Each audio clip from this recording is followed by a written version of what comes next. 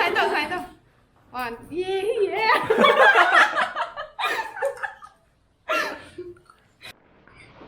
aduga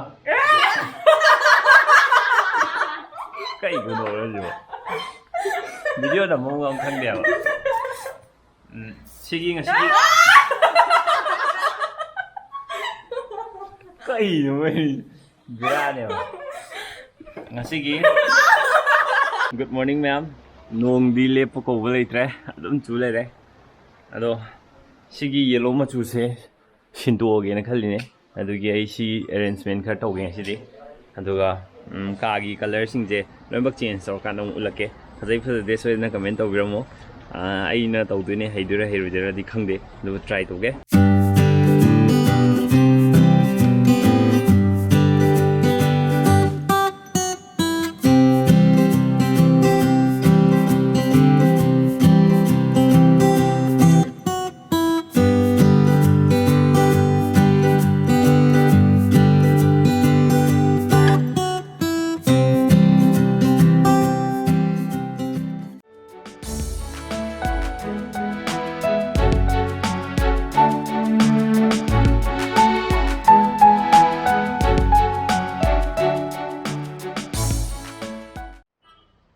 background color ji change tok thoni du asli sai na hanan nap khiwa sing do loimba kele do na si ju ken da na update khar toge ado me am puni mi na si kamain toge ke doge di hapa ro do horen loyer kan do na patana hapa ge ka si am chai do me am chai re aduna siana sat lo shalaga hapa ge me am do horen soi na comment ta anova wall color design me am do phajai phajai soi na comment to biromo thabakti haudangai ri wa bna le ado ai wakhan do pun si sum update tor le bije चीज़ें update तौबा upgrade तौर लेबसे SIAM important होइना खले I life तो दम interesting होइना होनाबदबा अदुगी part अमने ने सी आई वाल colour ma'am change तौदुजे अरसो हौर मथम मथम सम हापके मैम आई ngasi वीडियोस दि आई वखन आइना फाव फाव को चेंज स्टोरी जे फाव फाव को मैम द शेयर तौरके मैम जो ई फैमिली गुमने ने खलगा शेयर तौजबने मैम रेडी होसी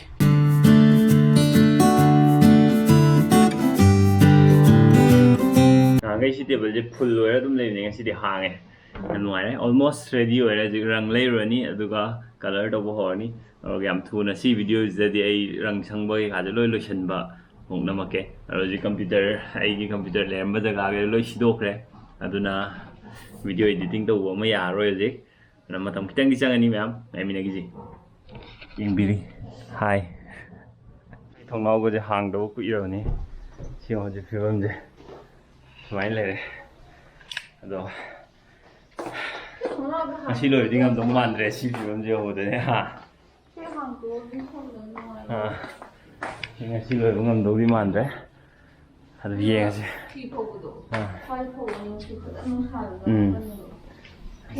thì anh chỉ cái nông thầm mà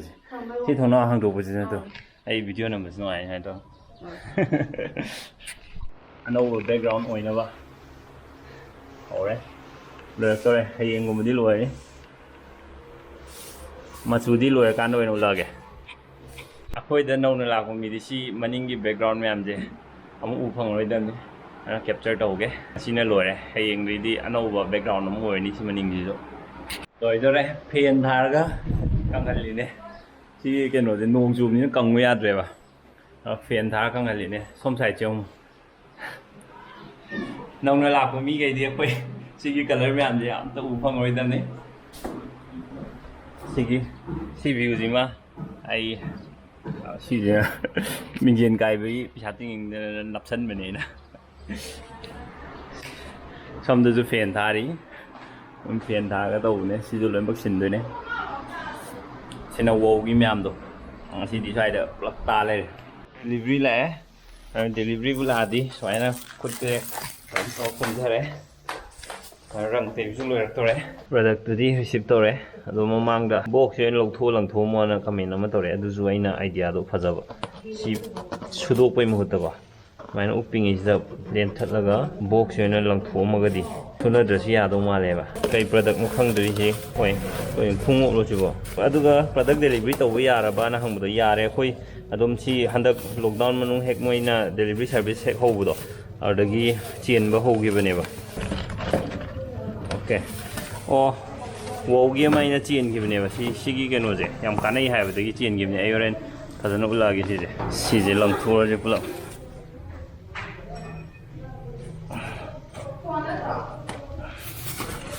ꯀꯩꯀꯩ ꯌꯥꯎꯔꯛꯏ ꯃꯅꯨꯡꯗ ꯀꯩꯁꯨꯝ ꯌꯥꯎꯗ꯭ꯔꯦ ꯕꯦꯜꯗꯨꯒ ꯀꯌꯥ ꯄꯤꯒꯦ ꯍꯥꯏꯕꯗꯨꯁꯨ ꯍꯥꯏꯔꯛꯀꯦ ꯂꯨꯄꯥ 500 ꯄꯤ ꯑꯦꯟ ꯁꯤꯗꯩꯁꯤꯗ ꯊꯝꯕꯤꯔꯝꯃꯒꯦ ꯕꯠ ꯁ꯭ꯇꯤꯜ ꯁꯤꯁꯦ ꯆꯥꯝꯊꯣꯛꯀꯦ ꯑꯩ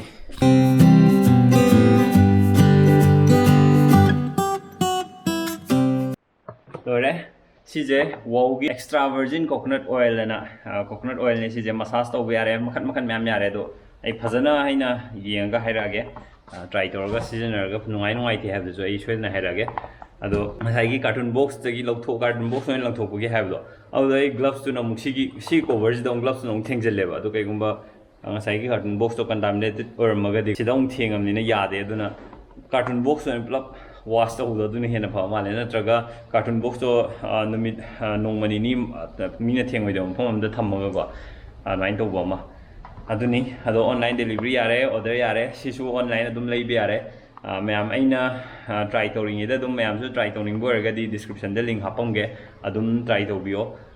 ꯃꯣꯏꯒꯤ ꯄ꯭ꯔꯗꯛꯁꯦ ꯋꯥꯎꯒꯤꯗꯤ ꯑꯩꯅ ꯍꯥꯟꯅ ꯑꯇꯩꯁꯨ ꯂꯣꯏ ꯁꯤꯖꯤꯟꯅꯔꯕꯅꯤꯅ ꯅꯨꯡꯉꯥꯏꯕꯅꯤꯅ ꯑꯩ ꯁꯤꯁꯨ ꯅꯨꯡꯉꯥꯏꯗꯧ ꯃꯥꯜꯂꯦꯅ ꯑꯩꯅ ꯂꯩꯕꯅꯦ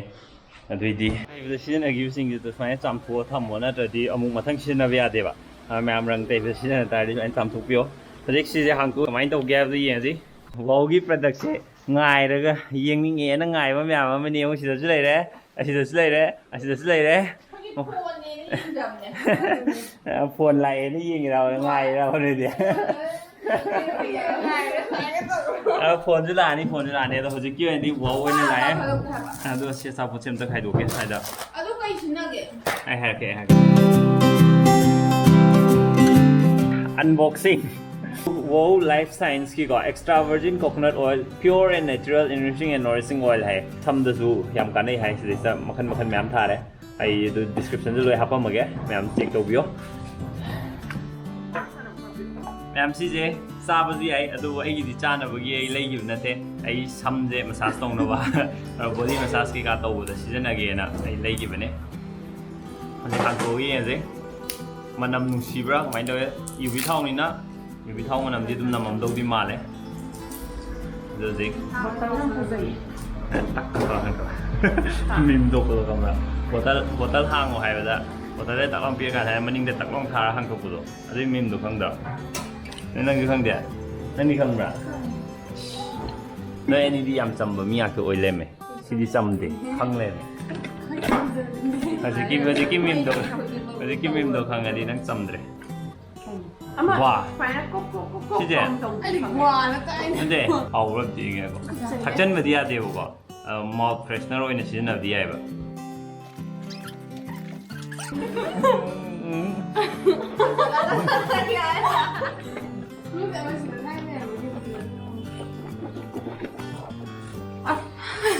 누시러 아무래도 만난 거 왜?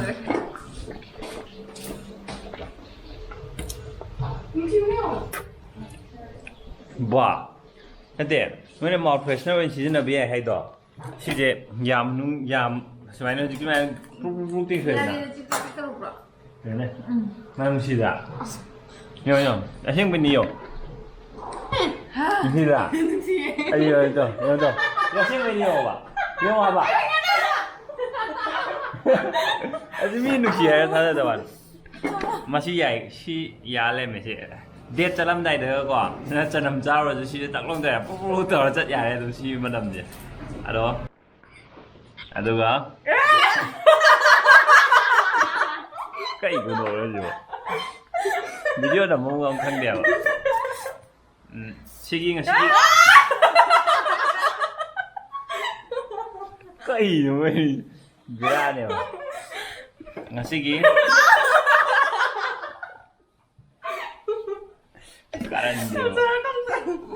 ꯅꯠꯇꯦ ꯅꯣꯏ ꯅꯣꯡ ꯀꯩꯁꯨ ꯀꯥꯏꯗꯦꯕ ꯑꯩꯅ ꯍꯥꯏꯗꯤ ꯑꯗꯣ ꯉꯁꯤꯒꯤ ꯁꯤꯒꯤ ꯗꯦꯂꯤꯚꯔꯤꯒꯤ ꯇꯥꯏꯃꯤꯡꯁꯦ ꯌꯥꯝ ꯆꯥꯕ ꯍꯥꯏꯇꯥꯔꯦ ꯔꯪ ꯇꯩ ꯂꯣꯏꯔꯦ ꯔꯪ ꯍꯥꯏꯐꯦꯠ ꯉꯁꯤꯒꯤ ꯂꯣꯏꯁꯜꯂꯦ ꯑꯗꯨꯒ ꯏꯔꯨꯖꯒꯦꯅ ꯇꯧꯕꯒꯤ ꯇꯥꯏꯃꯤꯡꯁꯦ ꯑꯗꯨꯗꯅꯦꯕ ꯂꯥꯛꯏꯁꯦ ꯑꯗꯣ ꯐꯖꯅ ꯁꯝꯁꯦ ꯁꯤꯁꯤꯅ ꯊꯥꯎꯁꯦ ꯃꯁꯥꯖ ꯇꯧꯔꯅꯤ 10 ꯃꯤꯅꯤꯠꯀꯨꯝꯕ ꯃꯁꯥꯖ ꯇꯧꯔꯅꯤ ꯑꯗꯨꯒ ꯊꯥꯗꯣꯛꯄꯗ ꯏꯔꯨꯖꯔꯨꯔꯅꯤ ꯁꯝ ꯀꯛꯄꯤꯒꯦ ꯋꯥ ꯃꯔꯝꯗꯤ ꯅꯨꯡꯁꯤꯌꯦꯕ ꯁꯤꯁꯦ ꯀꯩꯅꯣꯗꯒ ꯍꯥꯞꯄ ꯍꯥꯎꯗꯧ ꯃꯥꯜꯂꯦ ꯑꯩꯈꯣꯏ ꯉꯔꯥꯡ ꯀꯩꯅꯣ ꯇꯧꯕꯗꯣ ฮัลโหลꯑꯗꯨꯗꯒ ꯍꯥꯞꯄ ꯍꯥꯎꯗꯧ ꯃꯥꯜꯂꯦ ꯁꯤꯃꯅ 啊，弄完那个米了姐。 เราเชื่อมจะตกอยู่หรอ 这个后不来着。anh sao biết ghệ lấy cho bà มาใช้จะทกเลย 他们这都是来着。 มาแล้วกูงักแต่กูเชียนได้กันที่เราให้กิโลฮะนะ 哎，是这个的。 ꯑꯗꯨꯗꯤ ꯌꯥꯝꯃꯟꯗꯦ ꯈꯤꯇꯪ ꯌꯥꯝ ꯇꯧ ꯅꯨꯡꯉꯥꯏꯇꯕ ꯑꯩ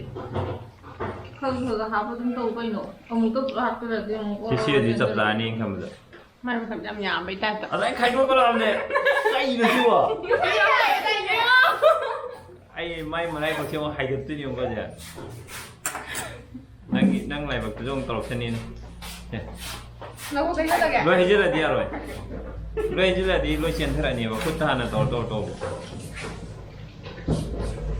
ช่องไทยนู้นก็นอนดิ 拉萨。 ไม่จะทิ้งมันจะเป็นไกด์เดียวสิกี้โอ้ยไกด์เดียวที่อัมพอสกินยี่ด้วยอัมพีแฮมฉะนั้นก็จะโตก็จะอันนี้น้อยเดียวให้เดี๋ยวแล้วเจมี่ให้ดูเลยมาสักตัว 哎呀，两生气耶。A B。 Nupicina base by Sina Valley. Ado sige anti-aging ya dupi ma'am je khang de ko try to ai ngon try to re je yeng je ai na how I thor green je. Shock man.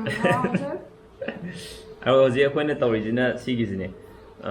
Hair care ne je to ise. Aro mouth freshener gi duma phajana mouth freshening oil ai je yeng re. nhầm phải nhớ gì cả Bây giờ ơi. nice comment Fa abda to la phajana. Yam no ai khay massage steady yam no ai khay.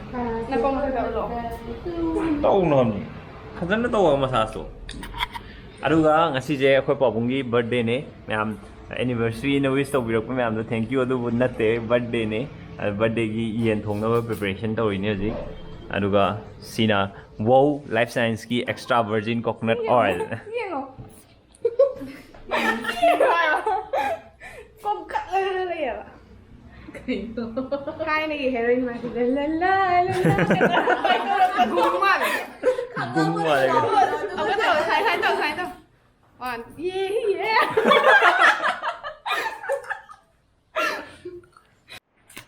oi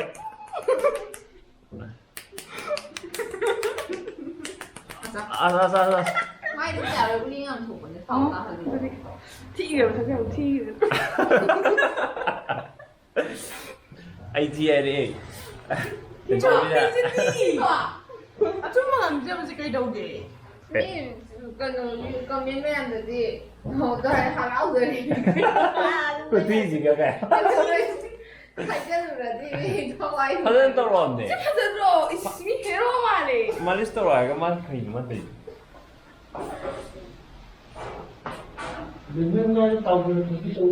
birthday boy happy birthday adu no ai adu sab adu ko to de 어 가야 돼 nice party no ai 힘들어 singa si phang jam ka nei ai freedom massage sam ju phang koi smaina massage to bujina kai phania ganda helps to prevent dandruff and offer support to the roots for stronger hair sam kalhan baga dandruff fan baga tane sam hogat pagi yaude ara dandruff lai ba mi gai gi si na mi ai ai gi ju tao cái xẹp sẽ rồi Cố yên ạ. kai dum ni ju de oi ka re lan chembi gi ju ki malish tri no ai he ai sam ga de aro yu mo sta ma ra si thau tei dream ni se si thau tei dream ni do Anh nhìn thấy mặt nó lên này rồi sao? adu ne je yam no ai Ôi. adu 2-3 days amuk season ra ga 2-3 days amuk le ga amuk kyam no ai gi no ai ge hadu ai amuk update tor ke hadu ji ki na di ahamba season ba ra ke no wakhan da ke no aro gi no ai aina cook oi drom ni na to ai khabai special khabai sam to ga sina othar ra ge ji aina cook oi bai di ai di ot je cook oi ko oi kha ba magic to ke magic yo pai hen gi ji je pai jong thank you so much ma'am video je se loi bo yang bidong ta ado ngasi di video je mata si da ten je lage ma'am ado ade sorry